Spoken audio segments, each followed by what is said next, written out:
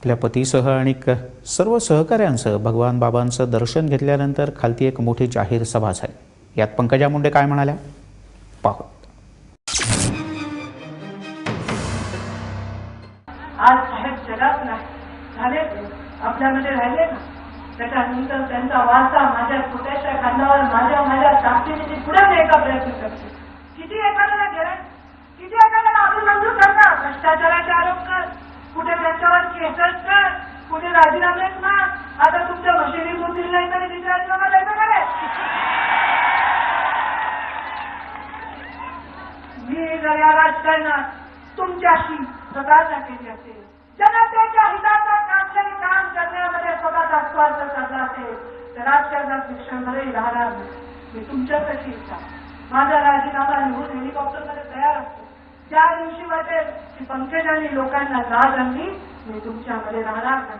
कारण माझ्यावर कुठला आरोप सिद्ध करता येत नाही, मग काय करायचं? तर यांची प्रतिभा बनीन कर, ती गुंडचे, ती मवाळीचे, ती धमक्या दिल्या. आता मी तुम्हाला धमक्या द्यायची काय करते, तुम्ही सगळे आहेत नाही.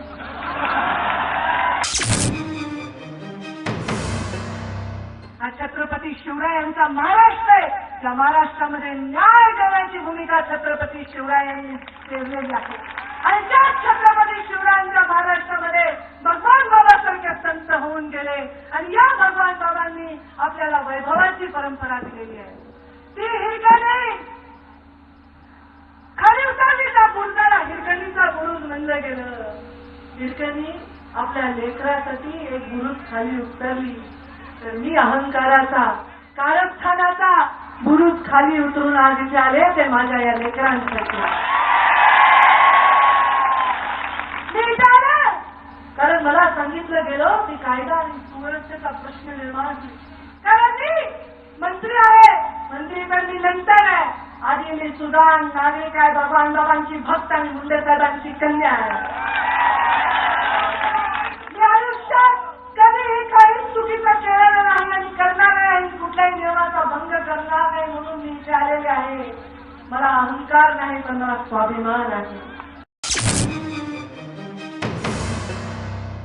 आणि शेतकऱ्यांचे मोर्चे निघायचे, पीडितांचे मोर्चे निघायचे, शिक्षकांचे मोर्चे निघायचे, शेतमजुरांचे मोर्चे निघायचे.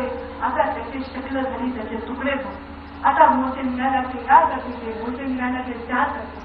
दुर्दैव बरोबर.